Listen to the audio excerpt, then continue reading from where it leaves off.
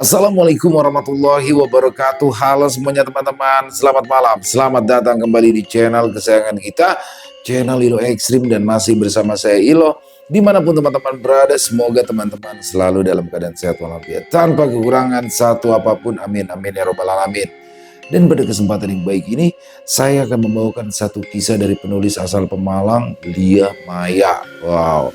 Dan kisah Lia Maya kali ini akan menceritakan tentang seorang wanita, seorang gadis yang baru menikah ya, dengan seorang pria yang bernama Anton.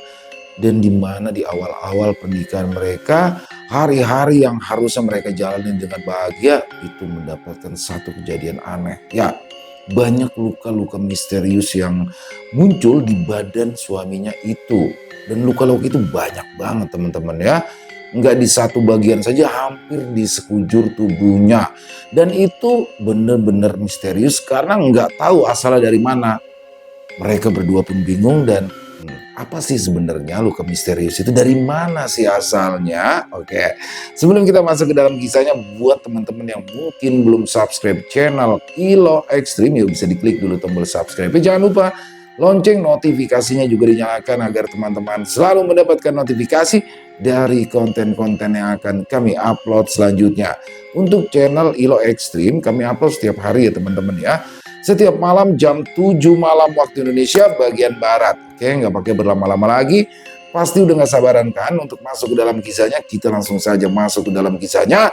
Budu horor on!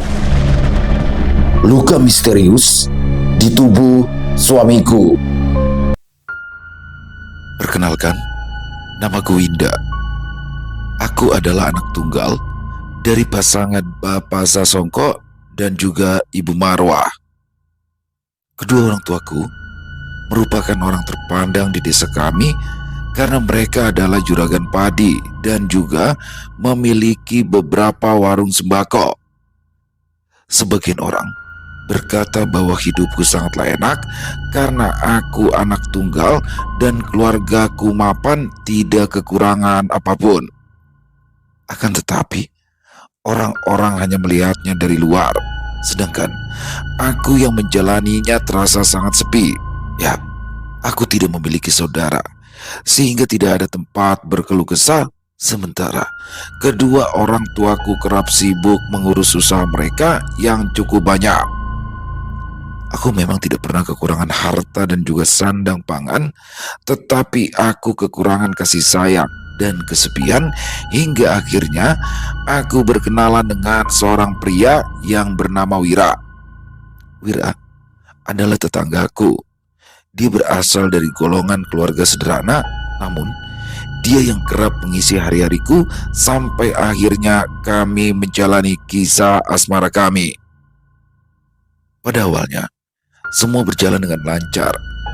Aku dan Wira selalu menghabiskan waktu bersama, namun karena aku yang masih takut ketahuan kedua orang tuaku, kami memilih untuk menjalin hubungan secara diam-diam.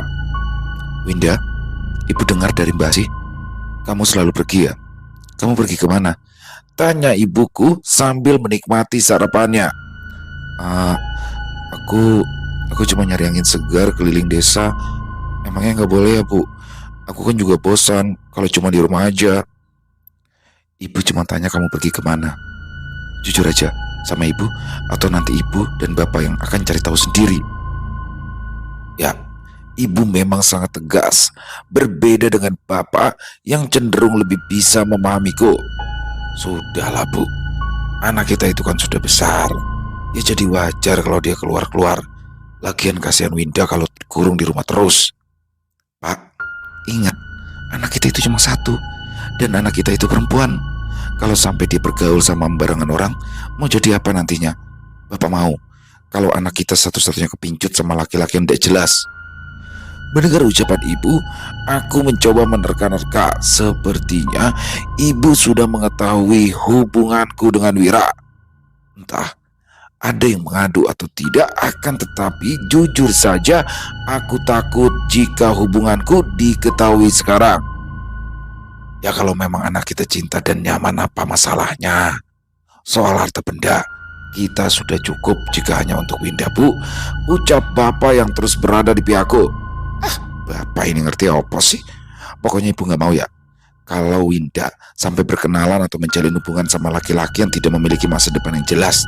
Apalagi laki-laki dari keluarga berantakan, tegas ibu, kemudian berlalu meninggalkan sarapannya. Sementara aku dan bapak saling tatap dengan wajah sendu. Kamu yang sabar ya, Dok, menghadapi kerasnya sikap ibumu. Bagaimanapun juga dia ibumu. Iya, Pak. Aku dan bapak kembali melanjutkan sarapan kami sampai habis. Selesai sarapan, seperti biasa, ibu dan bapak akan langsung pergi mengecek semua usaha mereka satu persatu, dari mulai mengecek sawah yang sebentar lagi akan panen, lalu mengecek satu persatu warung sembako. Sementara aku tidak boleh memiliki kegiatan apapun dan hanya diharuskan berdiam diri di dalam rumah. Betapa bosannya, sehingga terkadang aku memilih keluar rumah. Aku juga ingin kebebasan, aku ingin mencari jati diriku, aku ingin melakukan hal-hal yang aku sukai. Mbak sih? Iya, Non Winda.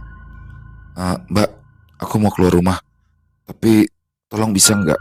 Gak usah pakai ngadu-ngadu ke ibu atau ke bapak. Aduh, tapi Non, kalau ada apa-apa nanti posisi saya yang disalahkan. Udah enggak, Mbak sih tenang aja. Aku gak bakal kenapa-napa kok. Baik, Non. Aku pun berlalu pergi meninggalkan Mbak Asi, masih dengan raut wajah cemasnya itu. Padahal aku hanya ingin bertemu Wira di taman, karena kemarin kami sudah berjanji untuk bertemu jam 9 pagi.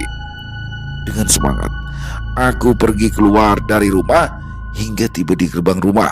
Pak Asep selaku penjaga rumah lalu menanyakanku, Non Winda, mau kemana pagi-pagi begini? Tanya Pak Asep. Mau cari udara segar keliling desa. Tolong bukain gerbangnya dong, Pak, ujarku dengan santai. Waduh, tapi Non, ibu sudah wanti-wanti gak boleh ngizinin keluar rumah. Udah dong Pak Asep, tenang aja. Ibu juga gak bakal tahu kalau aku keluar. Apa mau nih aku kasih tahu bapak kalau Pak Asep suka berduaan sama Mbak Asi? Ayo, ancamku pada Pak Asep. Ya, bukan hanya sekali dua kali aku memergoki Pak Asep berduaan dengan Mbak Asi, sehingga hal tersebut bisa aku jadikan senjata. Waduh, ya jangan dong Non. Ya udah, Non Winda boleh keluar tapi jangan lama-lama ya Non. Iya, tenang aja. Pak Asep lalu membuka kunci gerbang dan membiarkan aku keluar. Aku yang mendapatkan kembali kebebasanku pun melebarkan senyuman dengan santai. Aku berjalan menikmati sejuknya udara di kampungku. Sesekali, aku disapa oleh beberapa warga yang sedang melintas, entah menggunakan sepeda ataupun berjalan kaki. Semua menyapaku. Wajar saja, karena mereka melihatku sebagai anak juragan padi. Seandainya aku anak dari keluarga sederhana, pasti mereka tidak akan seramai itu. Setelah menyusuri jalanan dusun, kini aku tiba di taman kecil yang terletak di dekat danau. Di sana ada beberapa tempat duduk yang sengaja dibuat oleh warga menggunakan bambu, memang untuk bersantai. Saat mulai mendekati area taman, aku melihat Wira sudah menungguku di sana. Dengan wajah sumringah, aku pun bergegas mendekati Wira. Nunggu lama ya? Tanyaku yang sudah berada di belakang tubuh Wira. Dengan tersentak, Wira pun menoleh ke arahku dan melemparkan senyuman manisnya. Enggak kok, baru aja sampai. Kamu kesini jalan kaki ya? Aku hanya mengangguk pelan, sembari mengedarkan pandangan di area tersebut. Untuk jam-jam pagi, memang suasana cukup sepi karena hampir semua warga merupakan petani, dan pastinya jika pagi hari mereka akan berada di sawah ataupun di ladang masing-masing. Yaudah, duduk dulu yuk, ajak Wira seraya menggandeng tanganku, dan kami pun duduk di kursi bambu yang ada di sana. Ibu sama bapak tahu nggak kalau kamu kesini? Enggak, kan mereka udah berangkat semua. Gitu ya. Tapi kamu gak bakal dimarahin kan kalau sampai ketahuan ketemu aku di sini? Tanya Wira was-was. Gak tahu juga sih. Tapi ya semoga aja gak apa-apa. Kami pun mengobrol menghabiskan waktu. Wira yang menceritakan kehidupan keluarganya, aku pun sama menceritakan kehidupanku. Wira adalah anak sulung dari pasangan petani sederhana. Dia juga memiliki adik yang bernama Mawar. Sementara Wira sampai saat ini masih belum bekerja. Itulah sebabnya ia terkadang membantu kedua orang tuanya di sawah. Winda, sebenarnya aku mau kasih tahu kamu sesuatu, ucap Wira dengan wajah serius.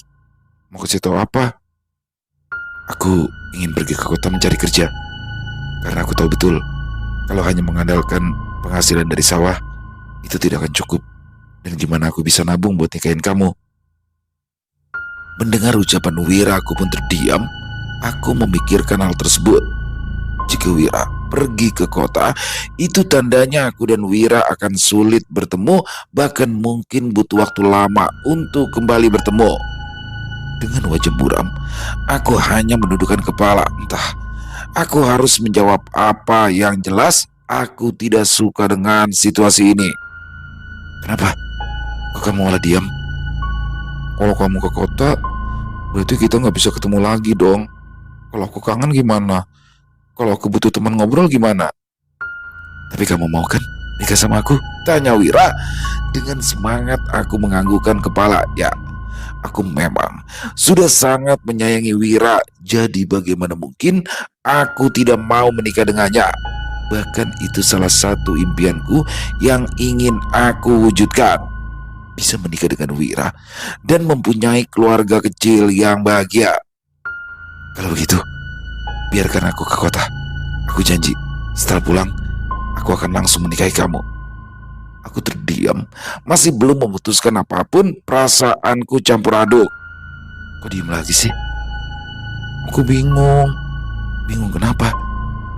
Ya aku takut nanti kamu malah kepincut gadis di kota. Mendengar jawabanku, Wira hanya terkekeh. Aku yang memang mengkhawatirkan hal tersebut pun semakin murung dan terdiam.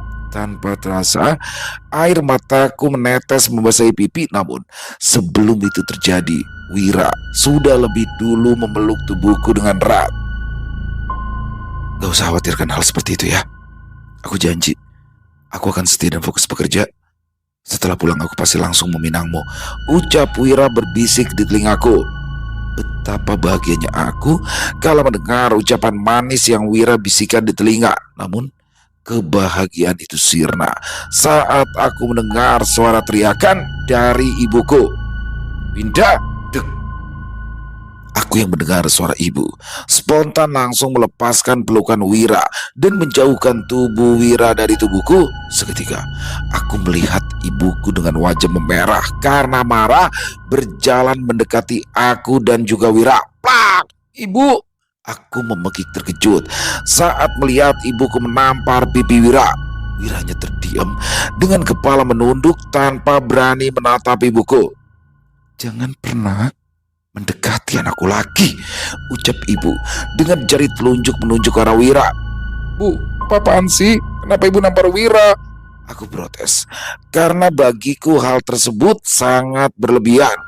Tanpa menjawab, ibu menarik tanganku dan membawaku menjauh dari Wira.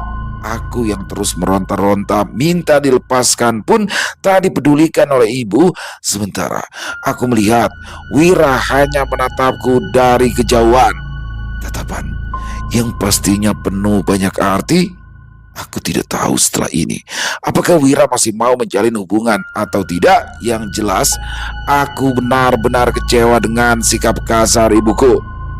Bu, tanganku sakit, keluhku yang berusaha melepaskan genggaman tangan ibu di lengan. Akan tetapi ibu tidak bergeming sama sekali. Dengan tatapan tajam ke arah depan, beliau terus berjalan sambil terus menarik tanganku.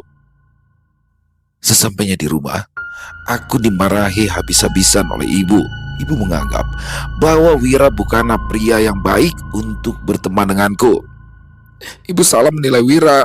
Dia itu pria yang baik, Bu. Dia juga selama ini sopan, gak pernah aneh-aneh, ucapku membela Wira. Namun, plak!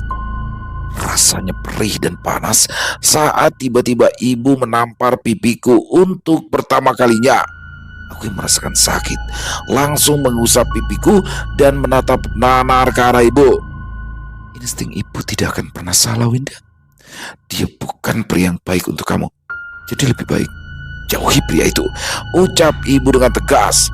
Tanpa menjawab, aku langsung pergi berlalu ke kamarku dan mengurung diri rapat-rapat.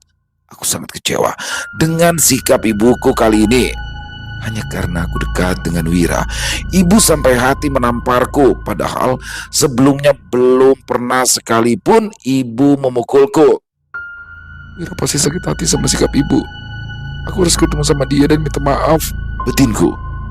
Ya, aku berencana untuk kembali menemui Wira lusa dan meminta maaf atas perlakuan kasar ibuku padanya, agar Wira tidak begitu ambil hati mengenai masalah tersebut.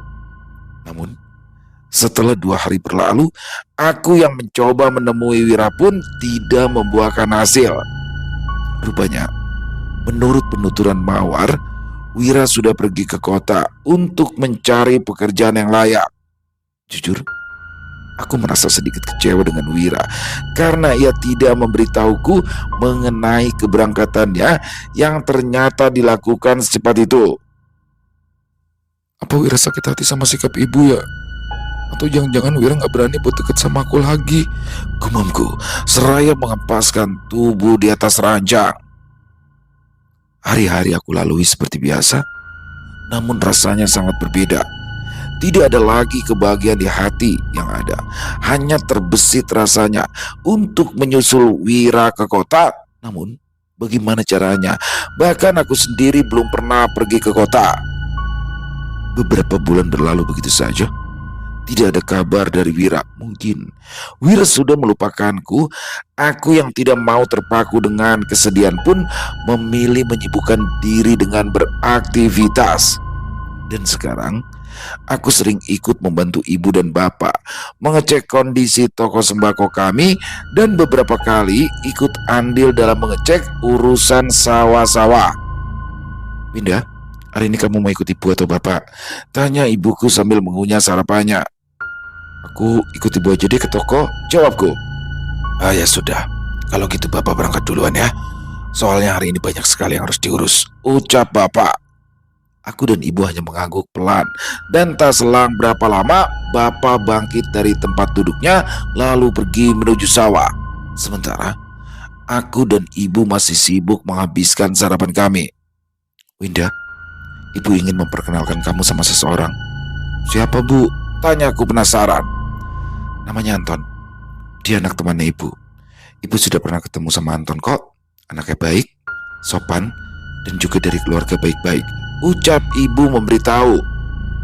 Aku diam dan menghela nafas. Lagi-lagi, rupanya ibu masih belum menyerah untuk membuat aku tak lagi menjalin hubungan dengan Wira. Tapi Bu, ibu kan tahu aku belum siap. Ya kamu kenalan dulu. Apa salahnya toh? Tanya ibu. Ya udah terserah ibu aja. Ibu mengukir senyuman di wajahnya mendengar jawabanku, dan kami pun menyelesaikan sarapan. Setelah sarapan, aku dan ibu bersiap menuju toko menggunakan mobil milik bapak. Sesampainya di depan toko, rupanya para pekerja sudah lebih dulu sampai dan sudah mulai bekerja. Sementara, aku langsung melesak masuk dan mengecek stok-stok di dalam toko. Winda, panggil ibu dari luar. Ya Bu. Aku menghampiri ibu yang rupanya tengah bersama seorang wanita parubaya. Rupanya wanita tersebut adalah ibunya Anton. Ini loh anak gadisku, ucap ibu memperkenalkan aku kepada Bu Maya.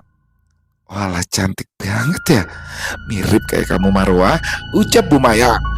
Aku hanya tersenyum menanggapi pujian dari Bu Mayang. Begitu pula dengan ibuku. Antonnya di mana? Tanya ibuku seraya mengedarkan pandangannya. Pasalnya Bu Mayang memang terlihat seorang diri. Masih di dalam mobil. Anak itu ya gitu, sedikit pemalu. Gimana kalau kita ke rumahku aja, supaya anak-anak bisa lebih nyaman kenalannya, ucap Bu Mayang. Boleh. Lagi pula aku kesini juga cuma ngecek pekerja aja kok, ucap ibuku.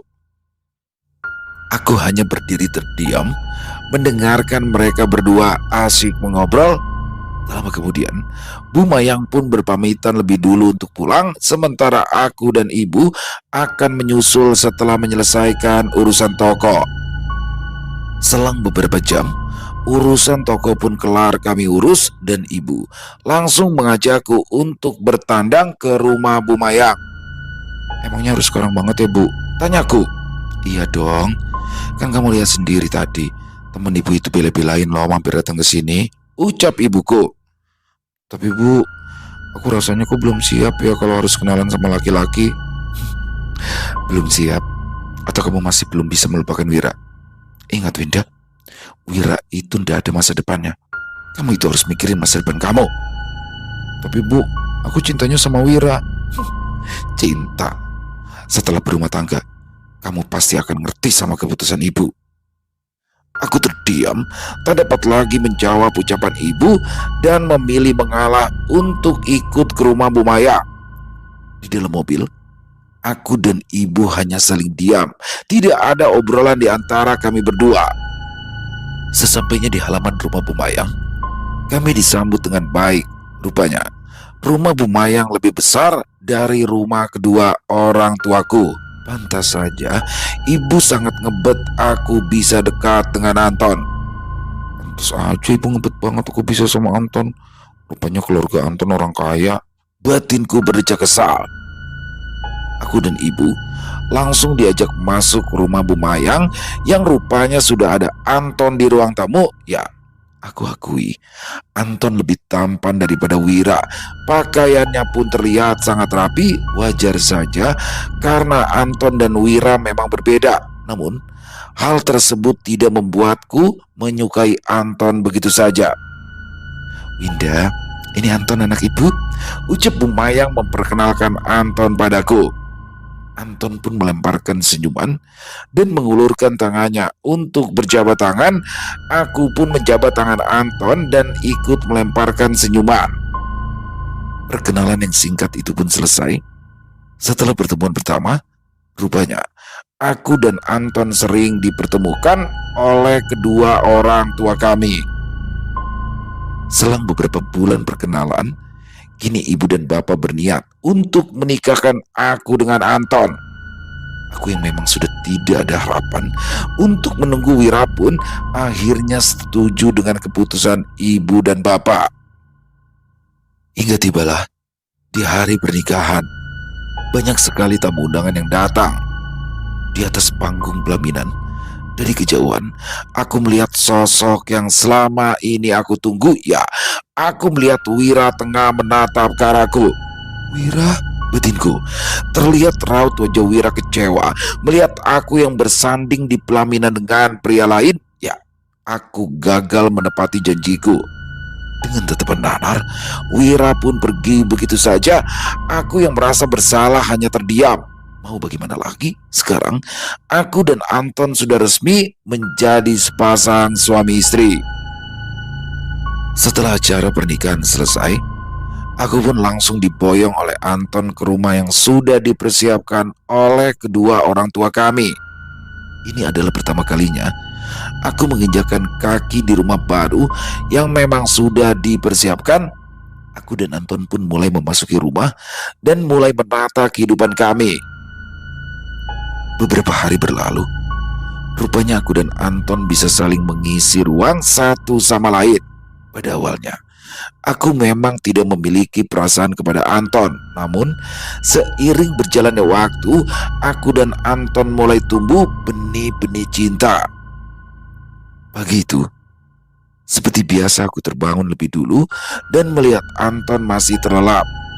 "Mas, bangun. Katanya hari ini ada kerjaan pagi-pagi," ucapku sembari menggoyangkan pundak suamiku. Anton pun dengan perlahan membuka kedua matanya. Tapi entah kenapa, pagi ini wajah suamiku terlihat cukup pucat. "Kamu sakit ya?" tanyaku. "Gak tahu, ini badanku kok sakit semua ya," keluh Anton.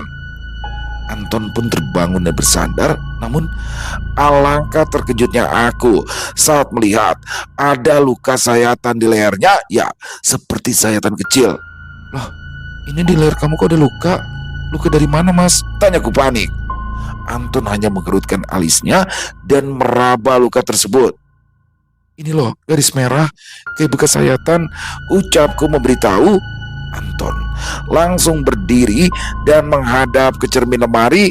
Dia pun melihat garis merah tersebut berada di leher sebelah kanan. Kok iya ya, Dek? Ucap Anton bingung. Sakit gak, Mas? Tanya aku penasaran. Lumayan sih, tapi udah deh, jangan dipikirin. Ucap Anton yang sepertinya tidak mau ambil pusing mengenai luka tersebut. Aku pun bangkit dari ranjang dan berjalan menuju dapur. Ku siapkan sarapan untuk kami berdua. Ya, aku memang tidak mempekerjakan seseorang di rumah ini karena aku ingin sepenuhnya mengurus urusan rumah tangga kami dengan kedua tanganku sendiri. Apalagi aku memang tidak ada kegiatan lain selain mengurus rumah dan juga suamiku. Dengan sigap, aku membuat sarapan yang simpel, yakni hanya nasi goreng dengan telur ceplok setengah matang kesukaan suamiku.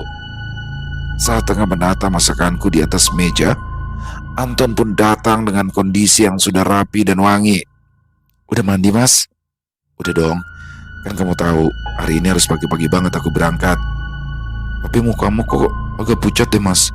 Kalau nanti gak enak badan langsung pulang aja. Iya.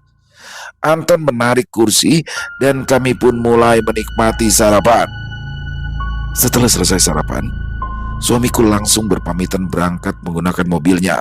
Seperti biasa, aku akan berdiri di ambang pintu sampai mobil yang dikendarai oleh suamiku sudah tidak terlihat. Saat baru saja mobil suamiku pergi, tiba-tiba saja aku melihat sosok pria tua dari kejauhan. Sosok tersebut seperti menatap ke arah mobil suamiku yang melintasi dirinya. Siapa dia ya? Gumamku saat kembali menyadari pria tua tersebut tengah menatapku.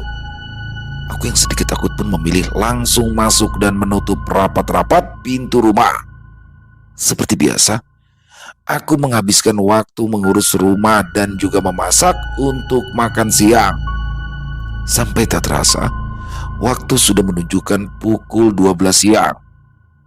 Saat tengah menata hidangan yang sudah dimasak barusan, aku mendengar suara mobil suamiku datang. Mas Anton pulang. Aku buru-buru menuju pintu utama dan membukanya. Benar saja, suamiku sudah berada di ambang pintu. Namun, aku melihat keanehan dari wajah suamiku yang terlihat semakin pucat. Mas, kamu sakit ya? Tanyaku. Anton hanya terdiam dan melesak masuk melewati aku begitu saja. Ia langsung menuju kamar dan merebahkan tubuhnya di atas ranjang. Aku yang khawatir langsung menghampiri suamiku dan mengecek suhu tubuhnya. Suhu tubuhnya normal, tidak ada tanda-tanda bahwa suamiku demam. Mas, kamu kenapa? Yang kamu rasain apaan? Tanya aku penasaran. Gak tahu nih, Dek. Rasanya gak enak banget. Lemes, badan juga sakit semua, perih. Ucap Anton. Aku panggilin dokter ya? Gak usah, Dek. Nanti juga sembuh sendiri. Mungkin aku kecapean aja, apalagi akhir-akhir ini ibu ngasih aku banyak kerjaan. Tapi Mas, aku khawatir. Takutnya kamu kenapa-napa. Gak apa-apa, Dek. Oh ya, kamu udah masak? Udah, baru aja selesai. Mas mau makan sekarang? Tanyaku yang dibalas anggukan oleh Anton. Kami berdua pun berjalan menuju ruang makan dan menikmati makan siang kami. Mas, kalau ngerasa badan yang gak enak, kasih tau ibu kalau kamu butuh waktu buat istirahat. Apa perlu aku yang bilang sama ibu? Nggak usah. Nanti biar Mas yang ngomong sama ibu ya. Mau gitu dong. Soalnya muka kamu aja udah pucat banget. Iya, Dek. Selesai makan siang, aku meminta suamiku untuk beristirahat. Anton pun langsung menuruti ucapanku. Hari pun berlalu begitu saja. Tapi entah kenapa, semakin hari kondisi Anton semakin parah. Bahkan tiap malam ia selalu mengerang kesakitan. Dan di pagi harinya aku selalu mendapati luka-luka aneh di sekujur tubuh suamiku. Ada yang memar membiru, Ada pula garis-garis seperti luka sayatan di punggung, perut, bahkan di mana-mana ada. Aku yang memang khawatir mencoba memanggil dokter, namun dokter beranggapan bahwa Anton hanya kecapean saja dan butuh istirahat lebih. Beberapa hari Anton meminum obat dokter, namun tidak ada perubahan, justru semakin parah. Mas, kamu kok makin parah gini deh, ucapku yang tengah mengusap luka garisan di pundak suamiku. Anton hanya terdiam, tatapannya kosong menatap ke arah jendela. Ya, semenjak sakit aneh, Anton memang kerap lamun. Hal tersebutlah yang semakin membuat aku merasa khawatir dengan kondisinya. Aku pun memutuskan memberitahu ibu mertuaku mengenai kondisi Anton. Namun, ibu mertuaku baru bisa datang lusa karena katanya banyak hal yang sedang diurus. Tak terasa waktu berjalan begitu cepat. Tepat pukul 12 malam, aku yang sedang terlelap pun terbangun saat kembali mendengar suara teriakan dari suamiku. Ah, sakit! Teriak Anton dengan tubuh meronta-ronta dan mata terbejam. Aku yang berada di sampingnya langsung berupaya membangunkannya. Mas, bangun mas, bangun. Saat mendengar suaraku, tiba-tiba Anton membuka kedua matanya dan langsung mengedarkan pandangannya ke sembarang arah. Kemudian menatapku dengan tatapan sendu. Kamu mimpi lagi ya? Bukan mimpi, tapi seperti nyata. Maksudnya gimana sih mas? Aku mimpi bertemu pria tua, dek. Dia bawa parang. Dia menyerangku pakai parang itu. Tapi anehnya badanku ngerasa sakitnya beneran. Aku terdiam dan bingung, seperti merasakan ada sesuatu yang janggal tengah menimpa suamiku. Sepertinya memang sakit yang diderita oleh suamiku ini bukanlah sakit biasa. Mas, jangan-jangan ada yang mencoba mencelakai kamu ya? Mendengar ucapanku, Anton hanya mengerutkan alisnya. Ia seperti nampak kebingungan. Blah! Tiba-tiba saja terdengar suara benturan kencang di atas atap rumah, sehingga berhasil membuat kami terkejut dan saling tatap. Suara apa itu mas? Gak tahu deh. Mas pengen ngecek tapi tubuh rasanya lemes dan sakit semua. Udah deh mas, jangan dipikirin. Mungkin itu suara benda jatuh aja kali, atau kucing yang lompat ke atap kita. Kami pun kembali memilih untuk melanjutkan tidur. Namun baru saja memejamkan mata, suamiku kembali membuka matanya dengan nafas terengah-engah. Keringat mulai membasahi keningnya. Wajahnya terlihat sangat pucat dan panik. Aku yang bingung dan penasaran pun mempertanyakan kondisinya. Mas, kamu kenapa lagi? Tadi waktu mas coba tidur lagi, pria tua yang ada di dalam mimpi mas muncul lagi, dek. Ucap suamiku dengan tatapan cemas. Istighfar mas, mungkin mas masih kebawa sama mimpi yang tadi. Karena dirasa semakin panik, aku pun meraih gelas yang berada di atas meja rias dan memberikannya pada suamiku. Minum dulu ya mas, biar tenang. Anton langsung meraih gelas yang aku berikan dan menenggaknya sampai habis. Setelah sedikit lebih rileks, aku pun kembali mengajak suamiku untuk melanjutkan tidur malam kami. Tak terasa, malam itu pun berlalu begitu saja. Samar-samar, aku mendengar suara azan subuh berkumandang. Aku yang mendengarnya pun bergegas bangkit dari ranjang dan membersihkan diri, lalu menjalankan kewajibanku sebagai umat muslim yang kerap aku lalaikan.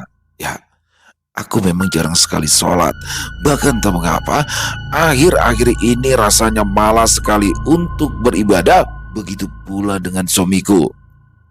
Selesai sholat, aku yang hendak melepaskan mukena tiba-tiba terpaku saat melihat kondisi tubuh suamiku yang semakin banyak luka goresan bersarang di tangannya. Ya, luka tersebut seperti luka goresan memanjang.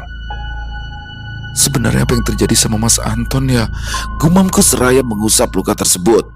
Luka yang terlihat biasa, namun berhasil menyiksa suamiku. Aku yang merasa memang ada yang tidak beres pun mencoba untuk menelpon ibu mertua melalui telepon rumah dan memberitahukan kondisi Anton saat ini. Setelah memberitahu ibu mertua, Aku kembali menutup telepon dan mengecek kondisi suamiku yang masih tertidur. Namun, baru saja sampai di ambang pintu, aku kembali mendengar suara arangan dari Mas Anton. Tolong, tolong, jangan lukai aku. Sakit, sakit, rang suamiku.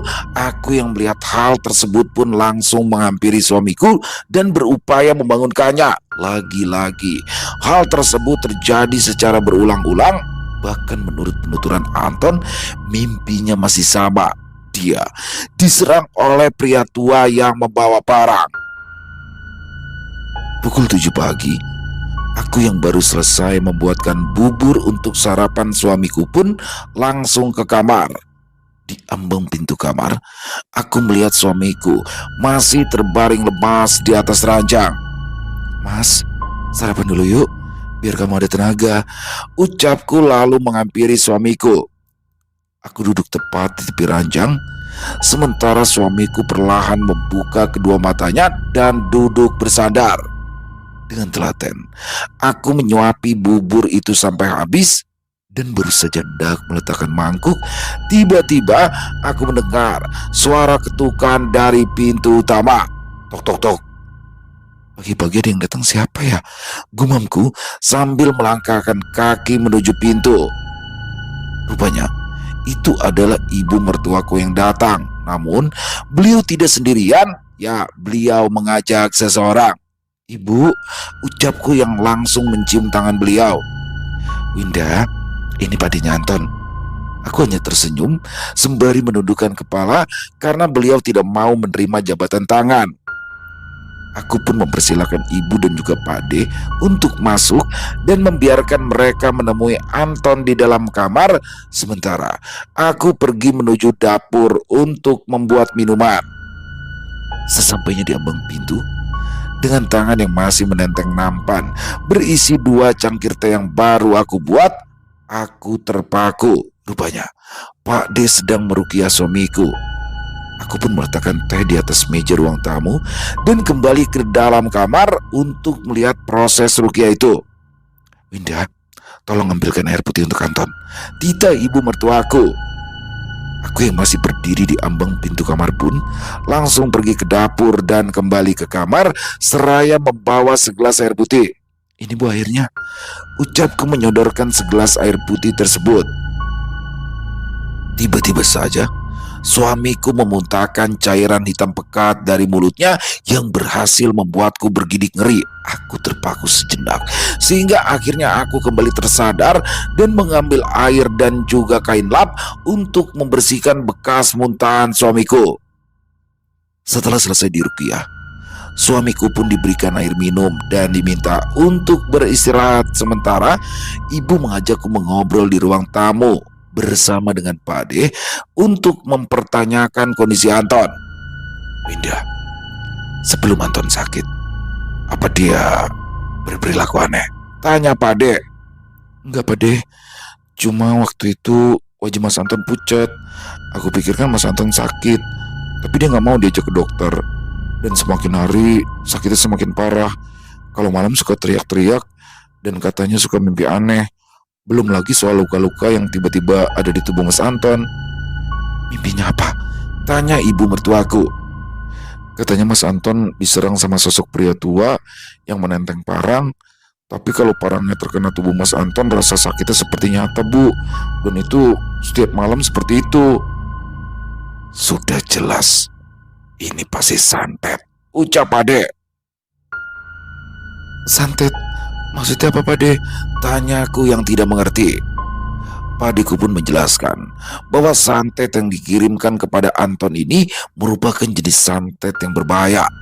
Aku yang mendengar kata santet itu pun langsung tercengang. Aku sadar penyakit suamiku memang tidak wajar. Namun siapa orang yang tega mengirimkan penyakit tersebut pada suamiku? Setelah membahas mengenai santet tersebut, Pade memintaku agar tetap menjaga ibadah dan mengajak Anton untuk ikut serta beribadah. Winda, ibu sama Pade pulang dulu ya. Besok Pade bakal datang lagi buat ngeruqyah Anton. Tapi ibu besok gak bisa ikut karena banyak urusan. Gak apa-apa kan? Iya bu, gak apa-apa. Tolong jaga Anton ya Winda. Ibu yang punya kamu dan Anton, ucap ibu dengan tatapan sendu. Pasti Bu, aku pasti jagain Mas Anton kok. Setelah percakapan selesai, ibu dan Pade pun berpamitan pulang. Aku yang sudah menutup rapat-rapat pintu rumah pun langsung kembali ke kamar. Di ambang pintu, aku melihat suamiku tertidur dengan sangat lelap. Kini wajahnya tidak terlalu pucat seperti sebelumnya, sedikit lebih segar. Aku yang melihat itu pun merasa lega dan berharap efek dari santet itu segera nyadar dari tubuh suamiku. Semoga setelah ini kamu bisa kembali pulih ya Mas. Dan aku berharap siapapun orang yang mengirimkan santet ini akan kena batunya. Beberapa hari sudah kami lewati dengan proses ruqyah yang terus-menerus Pade lakukan sampai akhirnya hari inilah terakhir proses ruqyah dilakukan dan Anton sudah kembali sembuh. Anton, Winda, Pade ingin mengobrol dengan kalian secara serius. Baik Pade. Aku dan suamiku mengajak Pak D untuk duduk di ruang tamu dan kami bertiga pun mulai membicarakan percakapan yang cukup serius. Menurut penuturan Pak D, sakit yang diderita oleh suamiku merupakan kiriman santet dari orang di masa lalu yang sakit hati, entah dari masa laluku atau masa lalu suamiku. Mendengar kalimat tersebut, spontan aku kembali mengingat Wira. Ya, terakhir kali aku melihat Wira menatapku saat di hari pernikahan kami. Aku tahu pastilah Wira sangat kecewa dan sakit hati saat itu. Apa jangan pelakunya Wira ya? Ucapku. Wira siapa dek? Anu Mas, sebenarnya sebelum dekat denganmu, aku pernah dekat dengan seorang pria yang bernama Wira. Tapi ibu gak setuju. Dan aku pernah lihat dia waktu di pesta pernikahan kita, Mas. Sudah. Tidak perlu difikirkan siapa orang yang mengirimkan santet itu. Yang terpenting kalian sebagai sepasang suami istri harus saling melindungi. Jangan lupakan ibadah kalian. Fokus berbenah diri. Urusan siapa pelaku di balik ini semua, percayalah, suatu saat nanti dia pasti akan mendapat balasannya, ucap Pak D menasihati.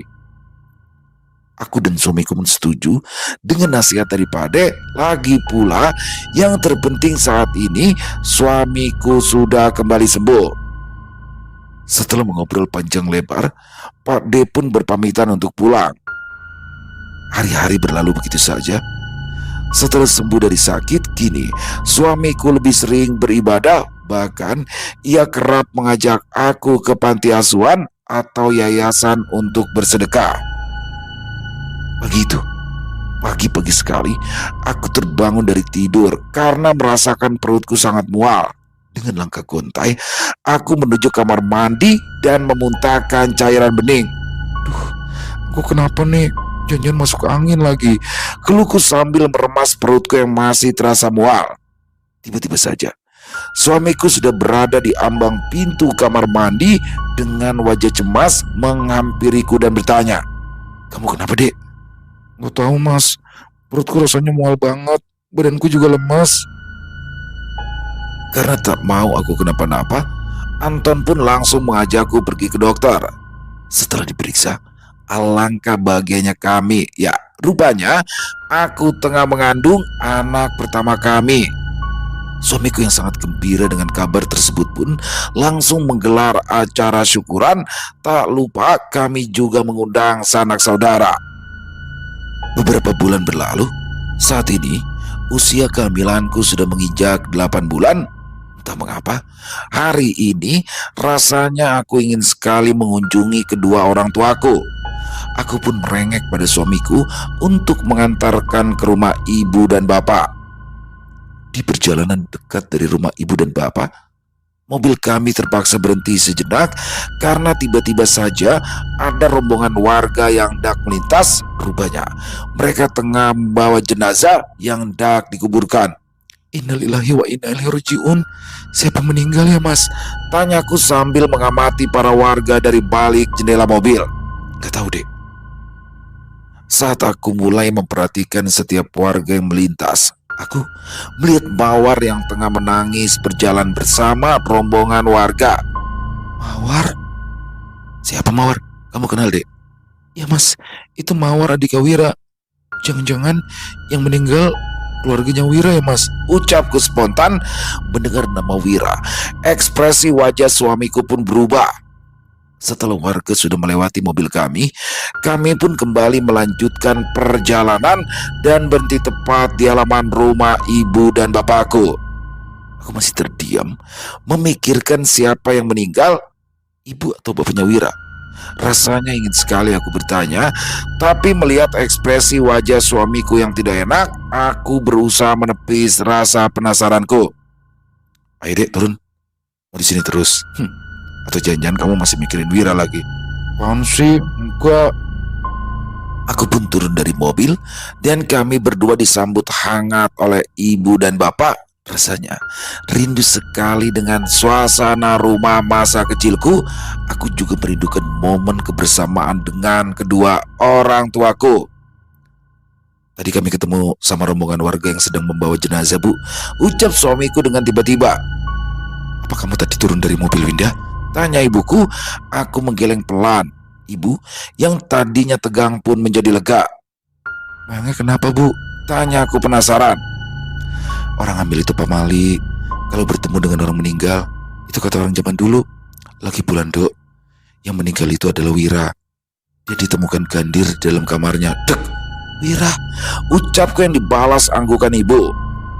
Menurut penuturan ibu yang mendengar dari cerita para warga, beberapa hari sebelum kematiannya, Wira memang bertingkah aneh. Bahkan ia kerap melukai dirinya sendiri hingga akhirnya ditemukan dalam kondisi tidak bernyawa dengan cara gandir.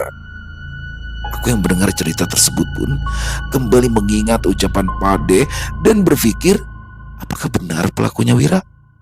Jika dia, aku pun berusaha untuk memaafkannya dan berdoa sekaligus berharap Wira tenang di alam sana. Selesai. Wow, luar biasa kisah dari Lia Maya. Waduh, ternyata luka misterius yang didapatkan oleh Anton, suami dari Winda ini ternyata adalah kiriman santet, teman-teman. Yang mana memang aneh banget ya. Jadi dia ngimpi bertemu dengan pria tua yang membawa parang, diserang tuh, dia pakai parang itu, dibacok. Nah, dia luka kan dalam mimpinya, tapi ketika bangun luka itu ada. Dan itu terus setiap malam, every night. Waduh, ngeri banget ya. Rasa sakitnya nyata, bekas lukanya nyata, padahal cuma mimpi. Kan ngeri banget ya. Dan alhamdulillah di sini bagaimana ibunya Anton yang sudah berkali-kali ditelepon akhirnya sadar nih ada yang gak beres sama anaknya. Karena memang gitu ya teman-teman ya. Biasanya seorang ibu tuh lebih peka. Hingga akhirnya dia datang membawa Pak D-nya Anton yang terkenal bisa atau biasa meruqyah. Alhamdulillah setelah diruqyah kondisi Anton membaik, dan di sini Pak D-nya Anton bilang bahwa penyakit ini adalah santet atau kiriman dari orang di masa lalu yang merasa sakit hati terhadap Anton dan juga Winda. Wah, di sini mencoba menerka-nerka dong, siapa ya? Winda pasti nuduh Wira dong, karena sebelumnya dia kan menjalin hubungan dengan Wira. Nah, di sini dengan bijaknya Pak D-nya bilang udah gak usah lagi dipikirin, siapa yang berbuat pasti akan menanggung akibatnya. Benar endingnya. Wira meninggal dunia dengan cara yang cukup tragis, dan sebelum meninggal di sini Wira nyayat-nyayat tubuhnya sendiri tuh. Mirip banget ya kayak sakitnya Anton, sehingga akhirnya dia meninggal dengan cara yang sangat tragis. Dan pada akhirnya alhamdulillah Winda dan juga Anton dikaruniai anak. Luar biasa, kisahnya keren banget. Dan kita ambil hikmah yang baik-baiknya saja ya dari kisah barusan dan dibuang yang buruk-buruknya. Itulah teman-teman, dendam berujung santet yang pada akhirnya mencelakai si pengirimnya sendiri. Dia memang sakit hati, tapi setahu saya sih Winda gak pernah janji mau nikahin dia ya. Winda cuma bilang kita dan dia pergi begitu aja tuh. Nggak ngasih kabar, nggak gimana-gimana. Ya siapa sih perempuan yang nggak sakit hati? Gimana coba kalau Anton ternyata di kota juga udah punya cewek lagi kan? Ya gimana ya? Intinya ini miskomunikasi, dan harusnya Wira sendiri legowo dong, harusnya legowo sebagai laki-laki. Ya udah, memang bukan jodoh, nggak perlu sih pakai ngirim-ngirimin santet begitu. Emang kalau dia pikir dia ngirimin santet, terus Antonnya meninggal, terus apakah Winda ini mau sama Wira? Ya belum tentu juga dong, ya kan? Jadi ya mari kita ambil hikmah yang baik saja dan dibuang yang buruk-buruknya. Lia Maya, terima kasih. Ditunggu lagi kisah-kisah selanjutnya. Dan semoga teman-teman terhibur dengan kisah barusan. Buat yang punya komentar lain, buat yang punya pendapat lain tentang kisah barusan, bisa menuliskan di dalam kolom komentar. Ataupun hanya sekedar saling menyapa, silakan. Insya Allah kami akan membalasnya satu persatu. Dan buat teman-teman yang suka dengan videonya, bisa diklik tombol like-nya, tombol jempolnya, tombol hype-nya juga ya teman-teman ya. Dan boleh dong untuk link videonya di-share ke teman-teman yang lain agar juga ikut merasa terhibur. Di akhir kata, saya Ilo mengucapkan permohonan maaf apabila mungkin dalam pembawaan kisahnya barusan ada kata-kata saya yang salah ataupun ada kata-kata saya mungkin yang kurang berkenan. Saya mohon dibukakan pintu maaf yang seluas-luasnya. Sampai berjumpa lagi di konten-konten kami selanjutnya yang pasti tidak kalah ngerinya, pasti tidak kalah seramnya.